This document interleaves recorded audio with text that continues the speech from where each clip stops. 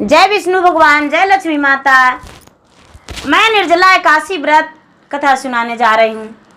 निर्जला एकादशी व्रत का क्या महत्व है और क्यों करना चाहिए। तो गुरु भाई बहना, निर्जला एकादशी अपने पति के लंबे आयु के लिए और अपने सुख शांति के लिए की जाती है। निर्जला एकादशी व्रत जो है ये सुख शांति के लिए की जाती है। ये अति फलदायक व्रत है। निर्जला एकादशी व्रत के दिन विष्णु भगवान की पूजा की जाती है और तुलसी का भी पूजा की जाती है। बिना तुलसी का पूजा का निर्जला एकादशी व्रत नहीं। निर्जला एकादशी व्रत के दिन गगरी में जल भर के ब्राह्मणों को दान करना चाहिए और उसे अन्नदान करना चाहिए, कुछ फल भी दान करना चाहिए। निर्जला एकादशी जो है 11 भी उसे कहते हैं और निर्जला व्रत भी कहते हैं या फिर पांडव व्रत भी कहते हैं। ये निर्जला एकादशी व्रत जो है 24 एकादशी में एक एकादशी मानी जाती है। एक मास में 2 एकादशी होती है, तो 23 एकादशी अलग और ये निर्जला एकादशी ये अलग है। पूरा 23 एकादशी का फल ये निर्जला एकादशी में फल है। तो निर्जला एकादशी पुरुष और महिलाएं कोई भी कर सकते हैं, छोटे छोटे बच्चे भी कर सकते हैं। निर्जला उपवास रह के और जेठ शुक्ल पक्ष 11 के दिन निर्जला एकादशी मनाई जाती है। तो चलिए गुरु भाई बहन, हम बिना देर किए हुए कथा को शुरू करते हैं। एक किसान थे, तो वो किसान के पास गाय और भैंस थी। वो जो किसान थे प्रतिदिन भगवान हरि के विष्णु के पूजा करते थे और गाय भैंस जो था उनका वो उसी बिजनेस को वो बढ़ाए थे। प्रतिदिन गाय भैंस का दूध ले जाते थे और दुकान पे रखते थे और दुकान पे रख के और बिक्री करते थे। कोई भी दूध उनके पास लेने जाते थे तो यही कह के देते थे, ओम हरि ओम, ओम हरि ओम, ओम हरि ओम, हरि हरि हरि हरि, हरि विष्णु, ओम हरि, सत्य हरि, ओम हरि, हरि विष्णु। उनका रट यही था और यही कह के वो दिन भर दूध बेचते थे। दिन भर दूध बेचते थे। दूध उनको घटता था नहीं। कोई कम भी पैसा देता था तो कभी उसे उधारी नहीं करते थे, उसे दूध दे दिया करते थे। इस कारण उनका जो धंधा था बहुत तेजी से चलता था और बहुत ग्राहक जाते थे। वो जो किसान थे वो बहुत खुश रहते थे। लेकिन दूध ले जाने से पहले दुकान पे रास्ता में श्री हरि विष्णु भगवान का एक मंदिर था और एक तुलसी का वृक्ष था। मंदिर के आगे एक तुलसी का वृक्ष था।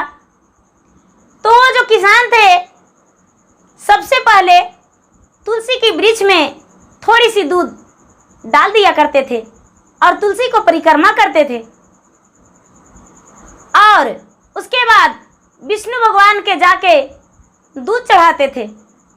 भगवान बड़े प्रसन्न हो जाते थे और प्रसन्न होकर उसे आशीर्वाद देते थे, आहा मेरा सच्चे और अच्छे है, मेरा प्रिय भक्त है, इसे कभी दुखी नहीं होना चाहिए, इसका दूध कभी घटेगा नहीं। जा, तूने बड़े प्रेम से मुझे दूध चढ़ाया है। प्रतिदिन भगवान उसे आशीर्वाद देते थे मुस्का के।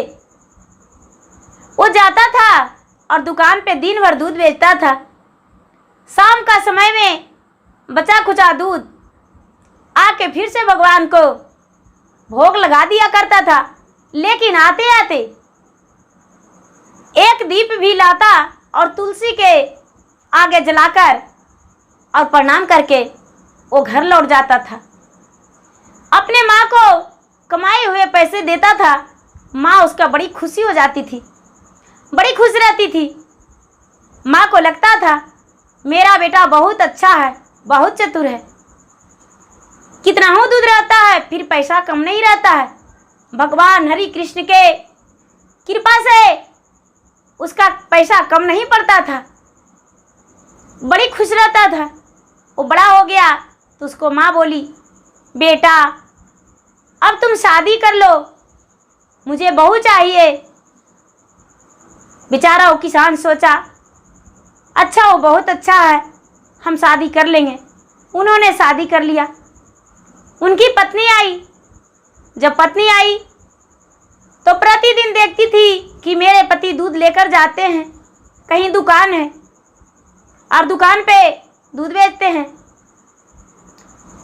एक दिन अपने सास से बोली, हे माता जी, हम भी जाएंगे दूध लेकर बेचने।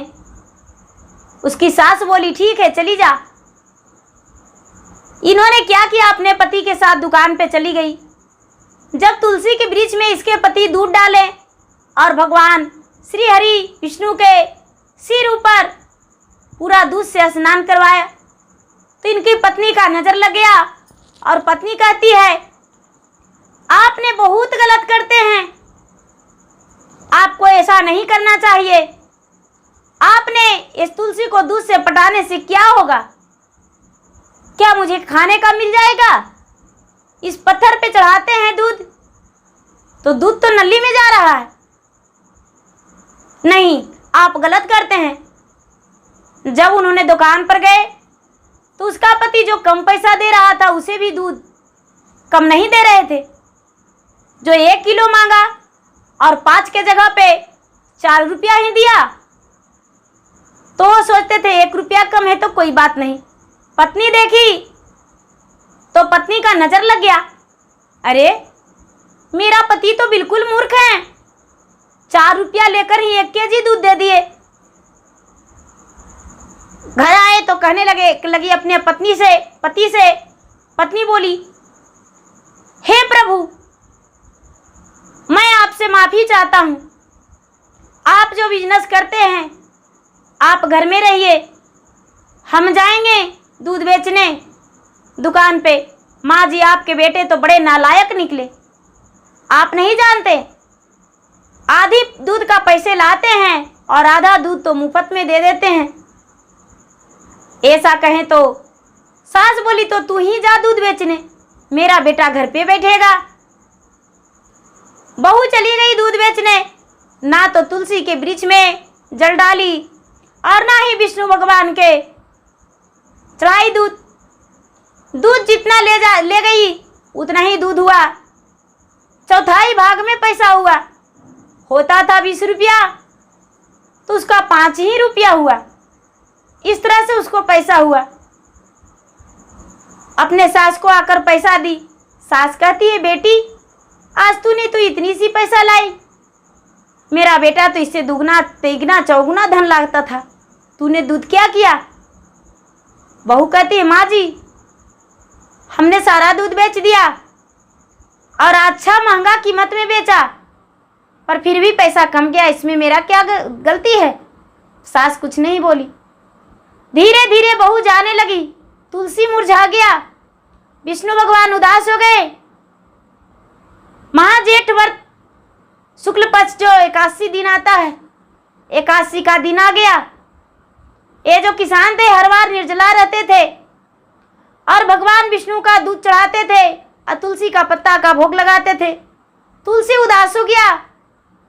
भगवान विष्णु का इन्होंने तुलसी का भोग नहीं लगाए, दूध भी नहीं चढ़ाए, सिर्फ अपने आप निर्जला 81 व्रत रह गए।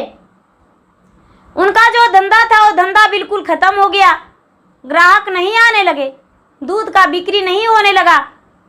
वो बिल्कुल उदास हो गई। पत्नी शाम में आ गई पूरा दूध लेकर, अपने पति को कहती है, अब नहीं जाएंगे बिजनेस करने, क्योंकि मेरा दूध तो बिकता ही नहीं है।